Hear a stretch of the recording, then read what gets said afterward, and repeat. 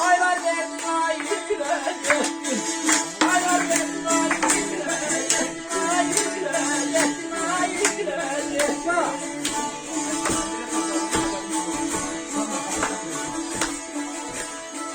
Dillere değer vermedin, ödüm kurban, ödüm kurban.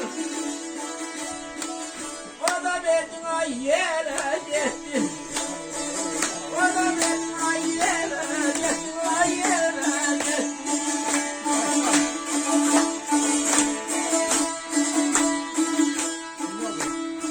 Elim yerine ki böyle başa çıkıyor ki bozalımına şikayet ediyor.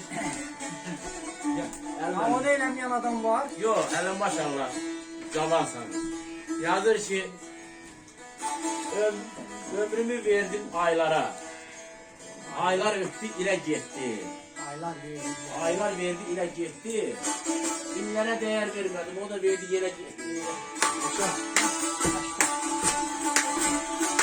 Arada söz.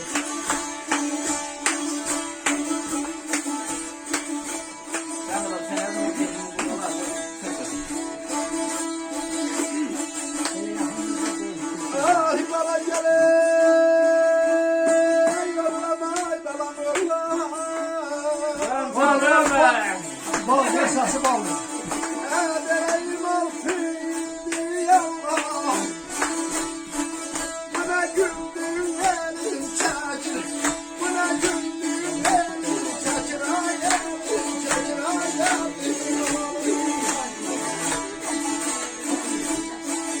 Ay elim hasret kaldı yanımda.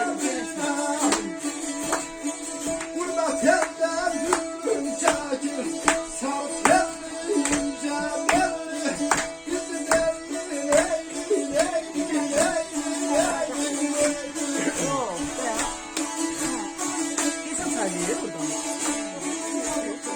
Sözlerden güzel bir oğlumuz, söz mülkünün güzel sahibi Faik Dağlaroğlu'nun. Allah şehitlerimize rahmet eylesin, gazilerimize can sağlığı eylesin.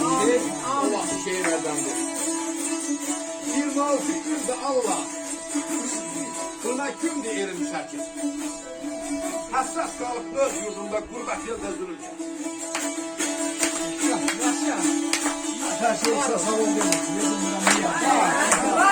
Yüreklerini